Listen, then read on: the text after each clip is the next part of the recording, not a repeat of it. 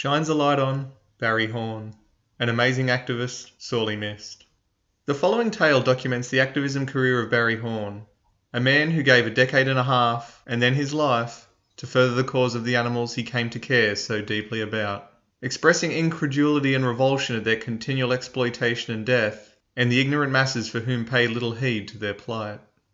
Whilst you may not agree with everything Barry took part in to liberate animals and spread the message of veganism, I feel there is little else for all still carrying the candle he held so steadfastly and heavily, to learn of his courage and sacrifice, remembering those no longer with us to create the vegan world we all aspire to achieve, to learn the lessons and right the wrongs of history. Barry was born on the 7th of the 3rd, 1952, and spent the first 35 years of his life with his eyes closed to the animal holocaust, as have we all to some extent throughout our lives. Upon attending an animal rights meeting in his native Northampton in 1987, he was forever changed, taking up the cause not only to remove his personal participation in such unnecessary exploitation and violence, but to spend his waking moments preventing those who profit from those industries from doing so. In July of 1996, Barry was confronted by a plainclothes detective whilst leaving Halford's department store in Bristol, after having placed incendiary devices inside the shop as part of an animal rights militia campaign of economic sabotage against those engaged in vivisection and other forms of animal abuse.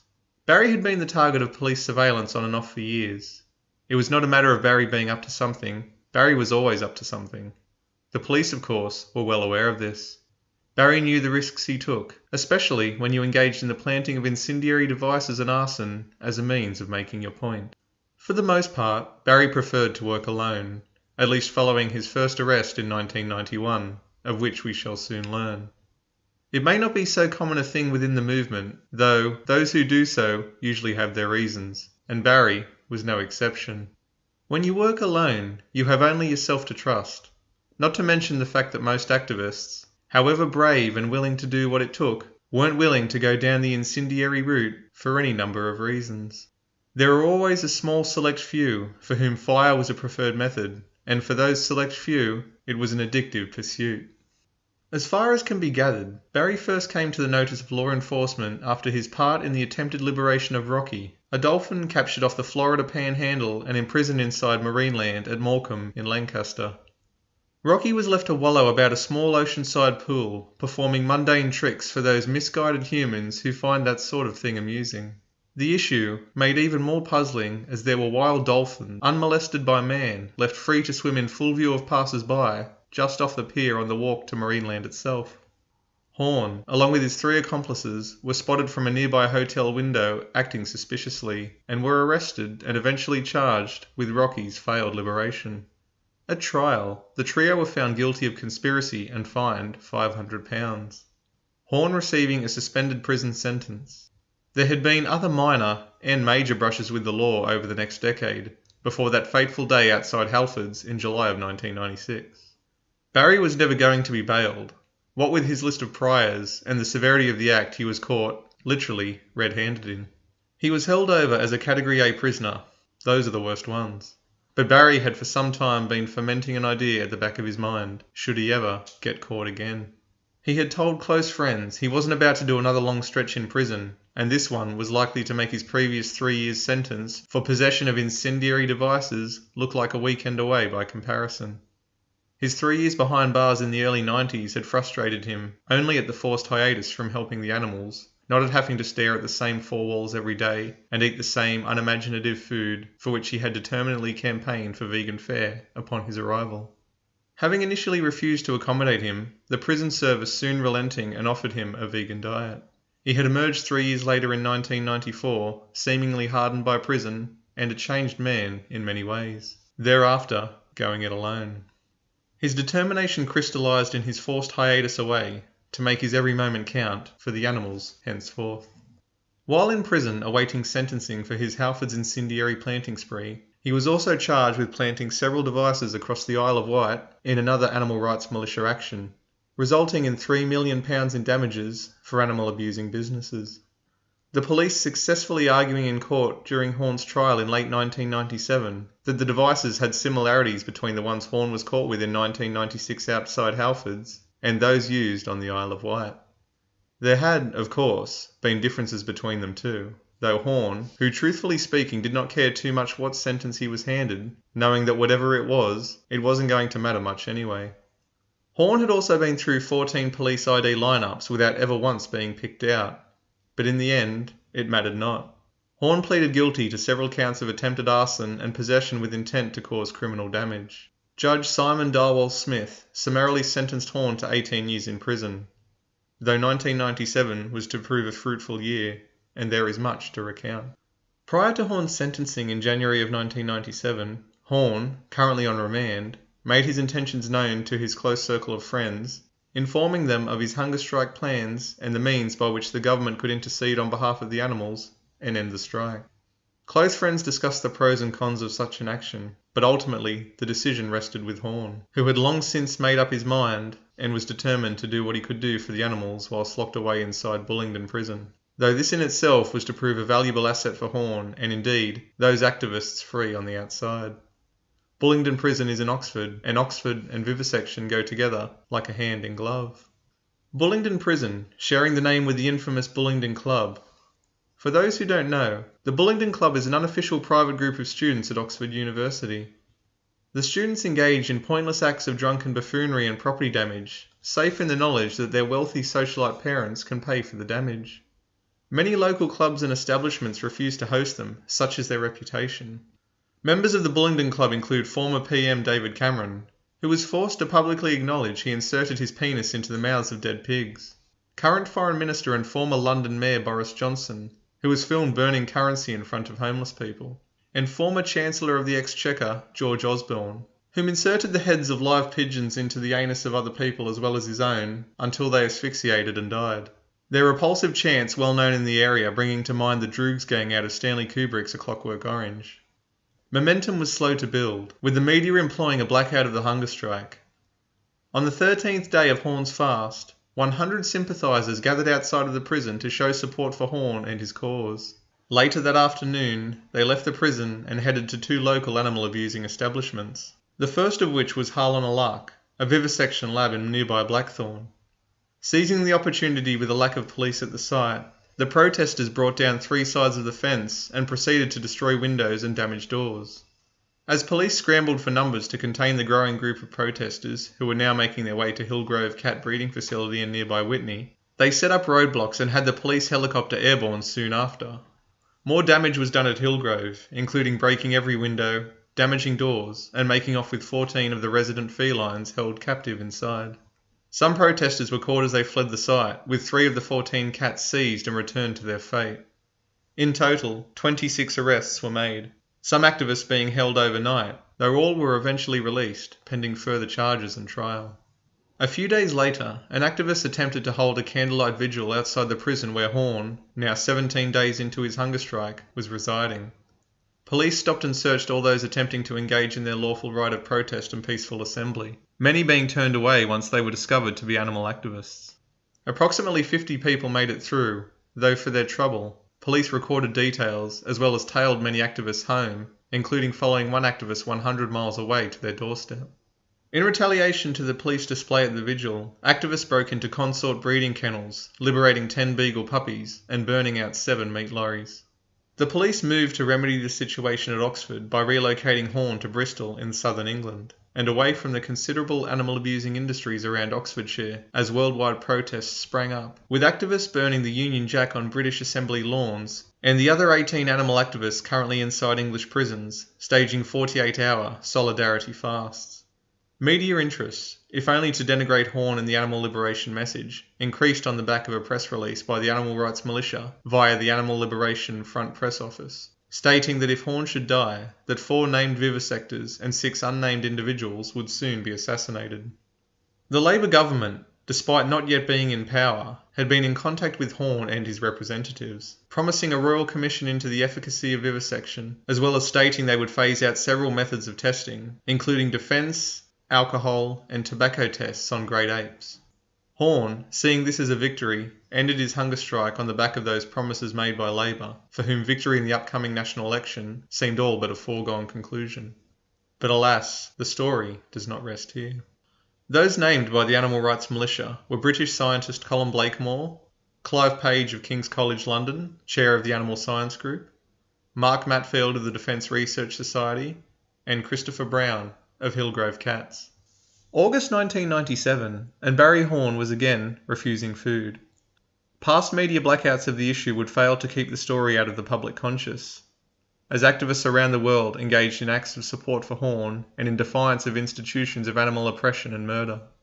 400 activists marched on Shamrock Farms, another location with a ghastly tale to tell, and 300 on Wickham Labs. Activists stormed Newchurch guinea pig farms, making off with 600 guinea pigs after drilling through the door locks of a new and as yet unalarmed building. 150 protesters marched to the home of then Home Secretary Jack Straw, whose office will be mentioned again several times before we reach the conclusion of our story. Labour officers up and down the country also saw visits from local activists, disturbed and angry at the party's lack of action on their election promise to a nation as well as one committed individual. Plainclothes police, presumably pulled from a quiet day at home and with no time to kit up, launched themselves against the protesters, preventing more from joining the party at Old Jack's house. For 10 hours, the police helicopter circled the skies, radioing activist movements and coordinating the police presence as activists turned their attention to the residences of local vivisectors. On the fourth day, and having signed a living will to not have his life prolonged should he lapse into coma, the prison services made a grievous tactical error, though it would not be their last. Horne was put on the prison's punishment regime and isolated for 23 hours a day, all for refusing food in flagrant violation of international and therefore national law. The media got wind of the story, a hell of a lot of noise was made, and the prison service backed down, though it still took several days after their public humiliation and retraction in which to restore Horne to his former cell. Horne had a dedicated group of activists and friends keeping those in the media and fellow activists worldwide up to date with Barry's condition and any advancements in the government's position. Over a month in, and at a similar point as his previous hunger strike was ended, Horne's health was beginning to deteriorate and his eyesight was failing. Princess Diana's death in late 1997 stole any media attention Horne was receiving, as every channel across the globe focused intently on Paris. For all this focus, which seemed to last for weeks, not a jot of the truth of that evening's events did they uncover. But then again, that's the media for you. Then, unexpectedly, the Home Office phoned to discuss Horne's demands. The Home Office would go on to assure Horne that they would accede that animal rights was a political movement and not a criminal one. A ruling that would go on to have significant implications for future court proceedings should it become law, for which Horne very much hoped that it would. Barry Horne decided to end his second hunger strike after going 46 days without eating, much to the relief of his fellow activists and friends, taking government representatives at their word that this promise, unlike all the other promises, would be fulfilled. Horne reaffirming his vow to stay the course again should they not live up to their word, seemingly as determined as ever to see it through to the end, should it come to it. From the outset, things did not look good for Horne or the animals. Huntingdon Life Sciences, a monolith in the vivisection industry, were given full license to resume vivisection the day that Horne had ended his hunger strike. Mere days after that, the permanent protest camp set up outside HLS was pulled down, with all the protesters evicted by police. The eviction lasting several days as police struggled to evict all the protesters, including one woman who had chained herself to a safe which was buried deep underground. Horne gave the government 1 year to act upon the cessation of his hunger strike. All he was asking for was them to follow through on their campaign promise prior to election, to hold a royal commission into vivisection in Britain.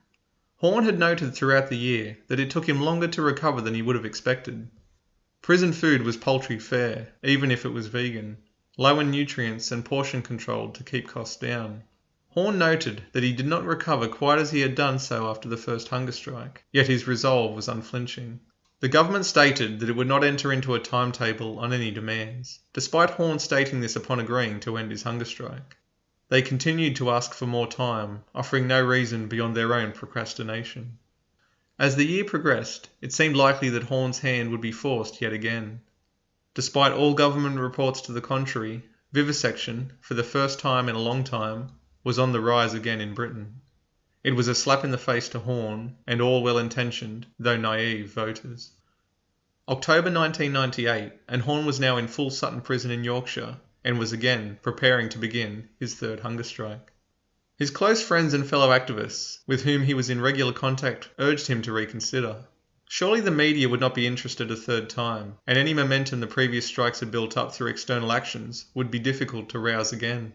His friends literally begging Horne not to go through with it. Horne, as committed as ever, stating that if the movement couldn't rise up about vivisection, then maybe it could rise up about his death. On the 6th of October 1998, Barry Horne commenced his third hunger strike, writing to outline his position. This decision taken by myself alone, but with the support of the animal liberation movement, was not arrived at easily. It followed months of soul-searching by myself as to whether, should another hunger strike become necessary, I had the required determination and resolve to carry out what would be my third. During those months, the situation as regards the government desire to limit and decrease the activities of the vivisection industry deteriorated. The decision was made for me by events out of my control. The fight is not for us, our personal wants and needs. It is for every animal that has suffered and died in the vivisection labs, and for every animal that will suffer and die in those same labs, unless we end this evil business now. The souls of the tormented dead cry out for justice. The cry of the living is for freedom. We can create that justice, and we can deliver that freedom. The animals have no one but us. We will not fail them. Believe me, the best is yet to come. Barry's demands were as follows. An immediate and final end to the issuing of all new licenses to vivisect. An immediate and final end to the renewing of all currently held licenses to vivisect. An immediate and total ban on all vivisection carried out for non-medical purposes. A genuine and unconditional commitment to adopt and implement policies that will bring a final end to vivisection by a date no later than January 6, 2002. An immediate cessation of all animal testing and experimentation at Porton Down Warfare Research Establishment, and a genuine commitment to make that cessation permanent. The immediate scrapping of the Animal Procedures Committee, the government-sponsored front for the vivisection industry. Everyone, Horne included, knew that this was far more than the government was ever going to give, though it left a lot of room for negotiation. A single one of these points would have been a massive victory and may have spared Barry Horne his life. Barry Horne, keeping a journal of his thoughts and feelings, whilst his faculties allowed him to do so, wrote on day 5 of this, his third hunger strike, of feeling exhausted, weak, nauseous, and lightheaded. He remarked how the first 5 days of the 2 previous strikes had been easy, and that he felt he was paying for the previous 2 on this, his third. Though by day 6, his spirits had returned, stating he felt better, and that he was determined to see it through to the end. On his 10th day without food, Horne was told that he had an appointment in the hospital wing of the prison. Upon his arrival there, he was told that he had now been relocated from his room in D wing to the hospital wing, without his belongings, which took a further 5 days to arrive, despite being less than 100 yards away. He was cut off from communication with the outside world and placed inside the hunger strike cell, a sparsely furnished room that had no toilet or sink, Horne having to urinate in a plastic bottle, and with only a cardboard table and chair as furniture. Once again, it was only when a suitable amount of noise was able to be made on the outside did the prison authorities relent and move him from the hunger strike cell. Day 19, October 25th. Horne wrote he has been in the hospital for 9 days now, noting that his condition had deteriorated in the last week. Horne stated that he had lost over 8.5 kilos since the start, that he was dizzy and out of breath and feeling the cold more than he had been before. Day 26, and Horne wrote he felt very nauseous, cold, dizzy and tired, stating he had to be careful not to move too suddenly, noting from past experiences these symptoms were the prelude to blackouts, though stated that he was not too bothered about how he felt today. There were good and bad days. He finished by saying that all in all, he was feeling good and taking it one day at a time. On day 43, Barry Horne was read the last rites at Full Sutton Prison, still in the hospital wing. The prison service was now forced to take note of his condition, stating publicly that his life was in danger. International media outlets began to pick up the story, contacting Horne's representatives to find out details. Horne was then rushed to York Green General Hospital 3 days later, suffering dehydration following a week of continuous, violent vomiting. The press and supporters set up permanent camp outside the hospital. Barry Horne, having eclipsed the length of his previous hunger strike, was suddenly front-page news. Many newscasters and pundits towed the party line and lambasted Horne from pillar to post, as well as the animal rights movement in general.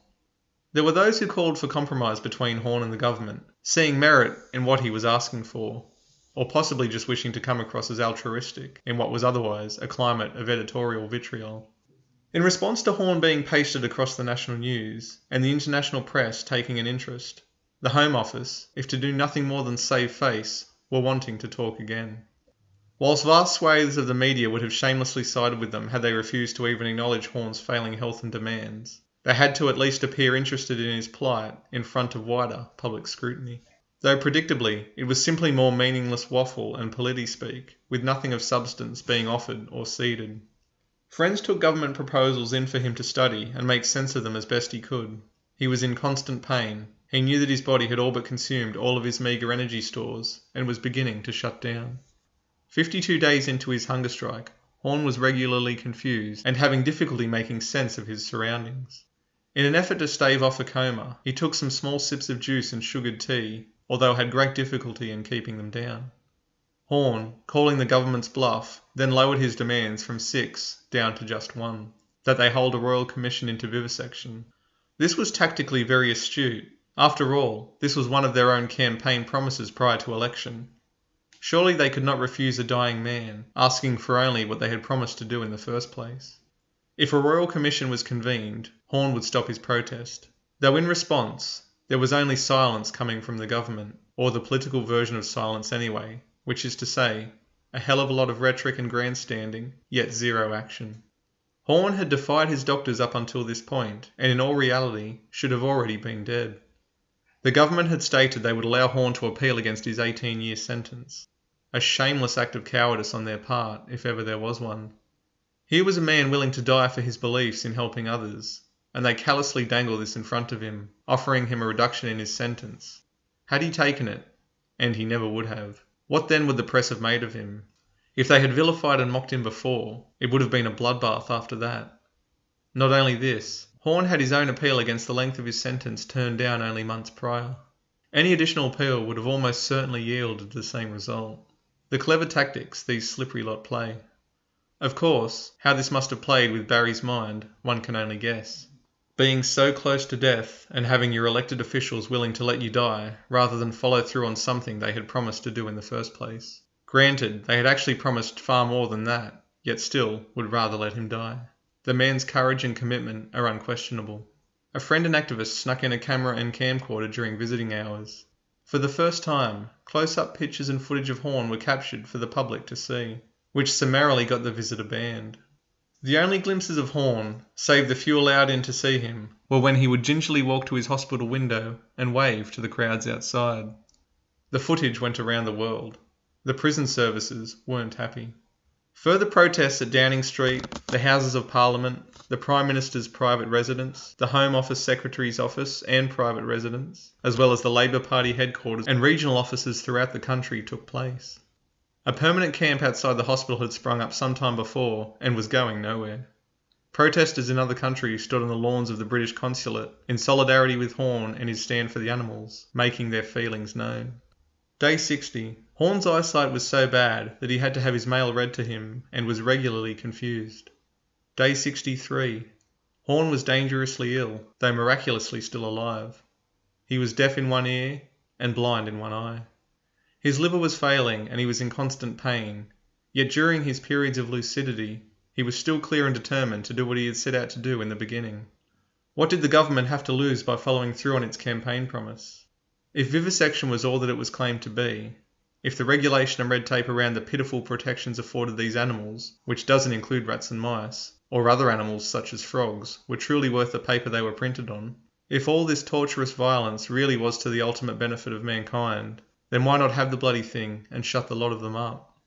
Of course, anyone with even a modicum of knowledge in the industry knows the facts and figures around the monumental pitfalls and perils of testing pharmaceutical products intended for human consumption on animals, not to mention the frivolous vanity of cosmetic testing, and the banality of yet another oven cleaner or toilet scrubber needed to be flushed through the eyes of restrained rabbits to see how it affects them. Many know it's a farce. The others just go along with it. It pays the bills after all, and gives this vile industry a thin smear of credibility. A tidal wave of toxic shit will do to rabbits' eyes exactly what it does to human eyes. Melt them out of your skull. The poor rabbits have no way to flush the toxic substance from their eyes. How many more products will we be swamped with under a monotonous capitalistic tidal wave before we can see these industries and institutions for what they really are? Of course, governments have stacked royal commissions for as long as there have been royal commissions, so why would this have been anything new? Just look at the Royal Commission into Child Abuse. Started several years ago and still sitting on their hands several years on, going nowhere fast. If there was any justice, Theresa May, current British Prime Minister, would be in irons and chains in prison for perverting the course of justice.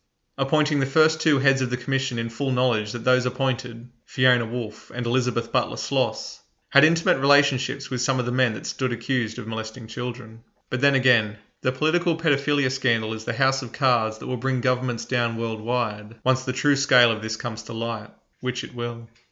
On day 65, the government contacted the campaign and said they had an offer to make. This was going to be it as far as Barry was concerned. He had quite possibly gone past the point of no return already, yet if it meant something for the animals, then this would have vindicated all his effort, and he likely would have died knowing he had made a difference.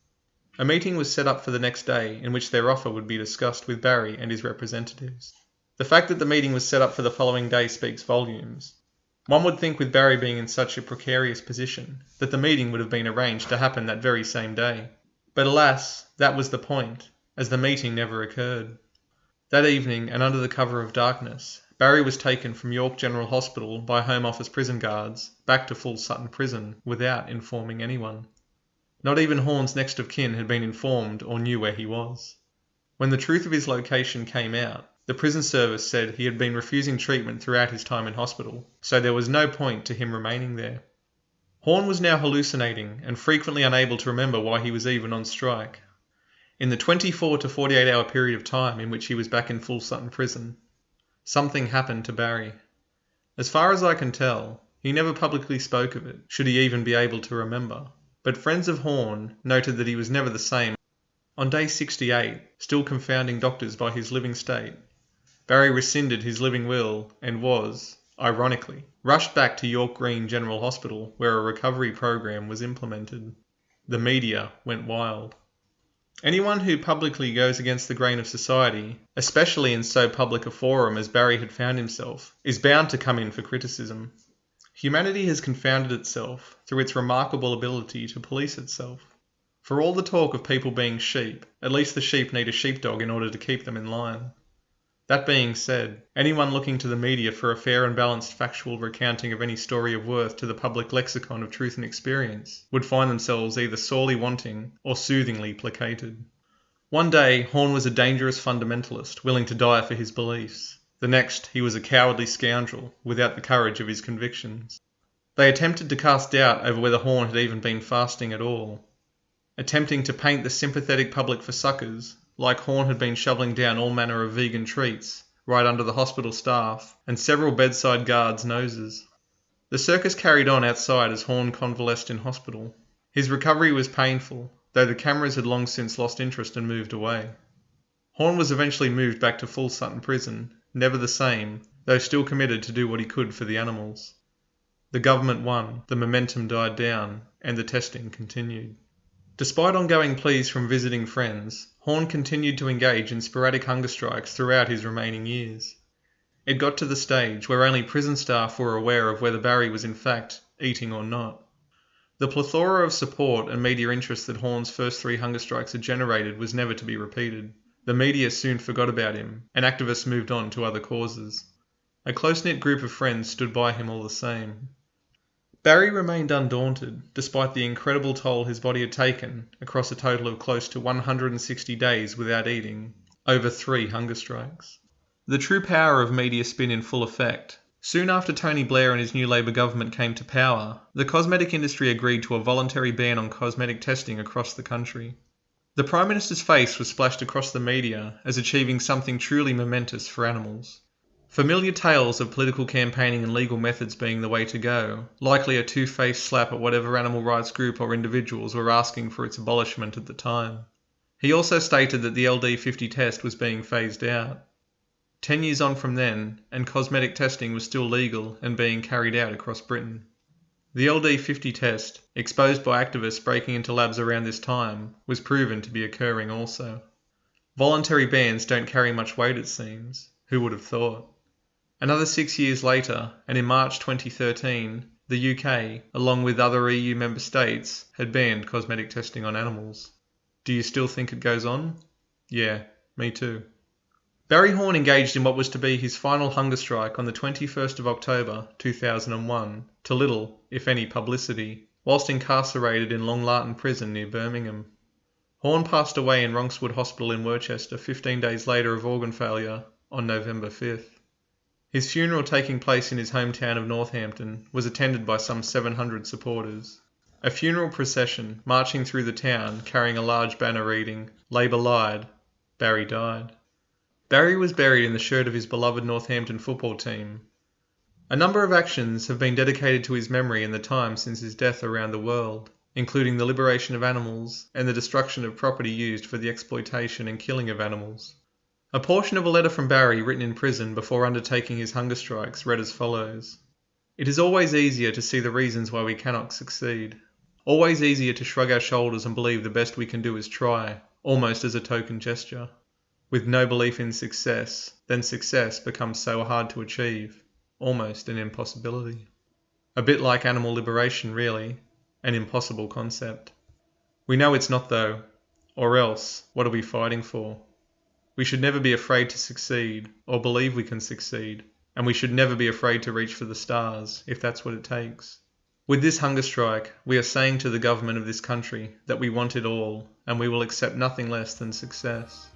How can we possibly ask for less? To do so is to condemn so many animals to a life of suffering and death. Believe me, the time has come to reach for those stars and believe it is possible. If only you can open up your mind.